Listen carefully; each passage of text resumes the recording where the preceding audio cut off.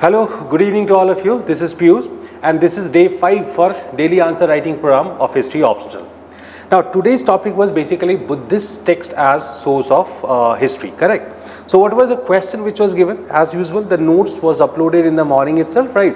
And now this is the time to discuss the question. So the question was this: how far the Buddhist sources better than Brahmanical sources in reconstructing ancient Indian history, correct? So the question is simply asking that how come the Buddhist texts are serving as better sources than Brahmanical sources while reconstructing the ancient Indian history. Now let me tell you very frankly that so far whatsoever questions has been asked on the sources, right, you haven't seen a single question ever been asked on Buddhist texts. But then let me tell you very frankly that as far as these Buddhist texts are concerned, undoubtedly the Buddhist texts are very valuable source, and in fact there are multiple reasons because of what they appear as the most valuable source for reconstructing the ancient India. And specifically when it comes to the comparison with the Brahmanical text, they appear as better source, correct? So of course I believe that there is always the possibility of this question, right? So this question may be asked to you in UPSC exam also. Since so far it was not asked, but in future you can expect the question. Let's discuss the answer of this question. Now it's a very straightforward question. So how far the Buddhist sources better than the Brahmanical sources while reconstructing the ancient Indian history? So look, since it is a comparative question, and though it is a comparative question, but then it is precisely asking for which sort of text? Buddhist text, right? So that's the reason because of what you have to start your answer with the Buddhist text. So in the introduction you need to write that what texts are called as Buddhist text, right? And then you need to categorically write about basically the canonical and non-canonical literature, correct? So you can write about that 3 pitkas as canonical literature, and then you need to write briefly about that non-canonical literature and what are the different literatures which are falling in the category of that, such as the Mahayana text, they are falling in this category, the Sri Lankan text, they are falling in this category.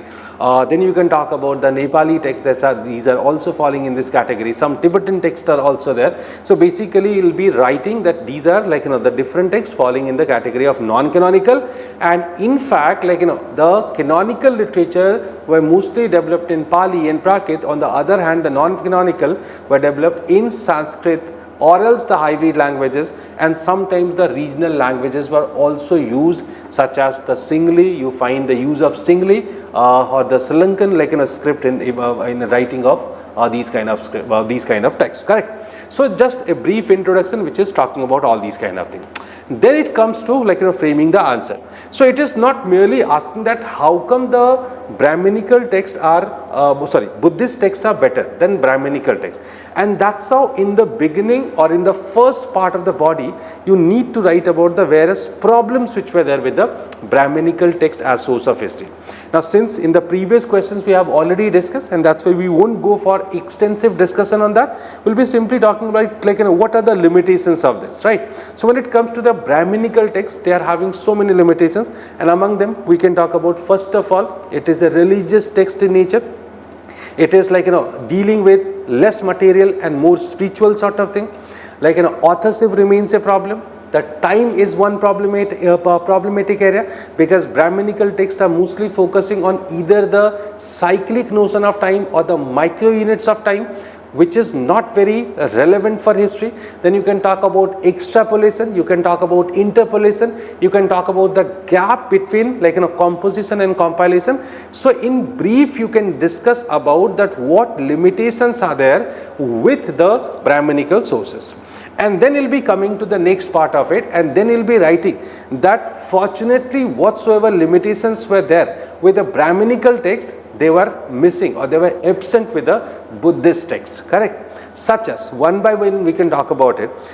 Undoubtedly the Buddhist texts are also precisely religious in nature, but then it is mostly believed by most of the scholars that as far as Buddhist texts are concerned, they were pretty close to the society, and that's how they had been giving the real picture of the society of that point of time.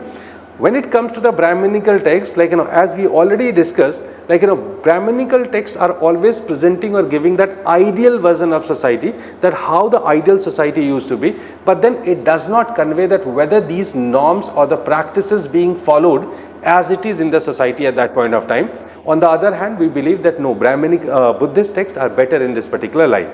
Okay, so since Buddhism was more like a social philosophy, and that's how it does convey very good information about the existing practices and the values of the society at that point of time, such as we can talk about the Varna system, we can talk about the caste system, we can talk about the gender relation. So the real picture we find here.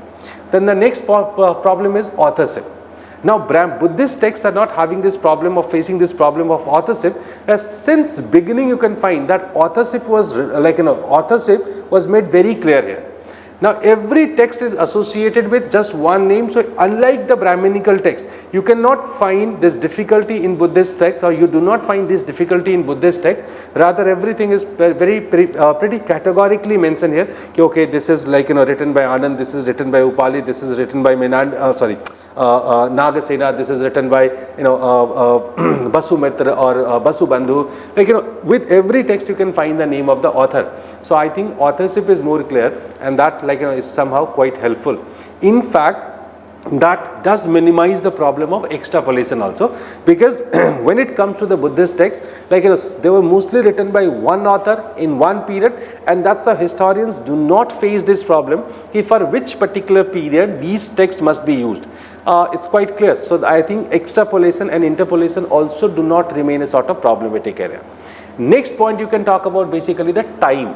So the way Brahmanical texts were more conscious for cyclic notion of time or the micro units of time. On the other hand, when it comes to the Buddhist texts, they were very particular about the linear notion of time. In fact, it is believed that from the death of Buddha, now in India also people became conscious for measuring the time, and in fact that became that incident or that landmark event, the death of Buddha, and from there they had been measuring everything. And that's why you can find one thing, after the death of Buddha, you start finding the accurate time for every important event, such as the Mauryans are coming into the power, such as Alexander's invasion on India, such as Ashoka's coming to power, such as Ashoka's various effort in order to promote Buddhism. So basically in every area you can find that these things are categorically fixed with the time. So basically that time problem is also getting finished. That's also one of the beauty with this particular text. Undoubtedly, the Buddhist texts are dealing more with a material sort of thing, right? So they were not very spiritual, at least in the initial time. Before the coming of Mahayana, you cannot say the Buddhist texts were very much dealing with the religion. Rather, I can say they were also more like more like a sort of social philosophy, and that's how somehow it is pretty close to society, and that's how it had been providing so many such information about the polity of that particular period, such as what rulers are there. If you'll see Jatka, you can quote these examples, such as when it comes to Jatkas, it is beautifully giving the description of the Mahajanpadas, and in fact the various historical events which are more or less missing in the Brahmanical text. So it is giving information about polity. It is even giving beautiful information on economy also. How come it is giving information on economy? Because since the Buddhist monks were mostly traveling with the traders, and that's the reason because of what they had been giving good information on the traders, the craftsperson, right? And in fact the terminologies like Gehapatis, Setis, Sreshtis, and then guilds we earlier come across through the Buddhist text only, and that's how we can say the Buddhist texts are quite helpful in order to reconstructing in order to reconstruct the ancient Indian history, and in multiple regards it is better, correct? Better than the Brahmanical sources. When it comes to the end, again you can quote some scholars in order to justify the whatever you have written above, such as there was one scholar, the scholar is Rhys Davids, is RHYSDAVIDS, Rhys Davids. Now this person has talked about the historical authenticity of Buddhist text more than the Brahmanical text, right? There was another person a great scholar called Sir Gregory Sofen, right? Gregory Sofen has, though he does have a very critical view towards the historical reliability of the Buddhist text, text, yet he believes that actually the Buddhist texts were like quite helpful. And there was one more scholar like that can be used like such he's called as Alexander Viney. Alexander Viney is also like considering that they are like historically they are having great value. So these 2-3 scholars like you quote in the end, in the conclusion, and that's how you're writing ki undoubtedly they are better, but that does not mean ki we should ignore the Brahmanical text. Rather, in order to get a better history, it's good to have or use both the sources simultaneously, that we can get a better picture of the society at that point of time. That's how you can frame this answer. Thank you very much.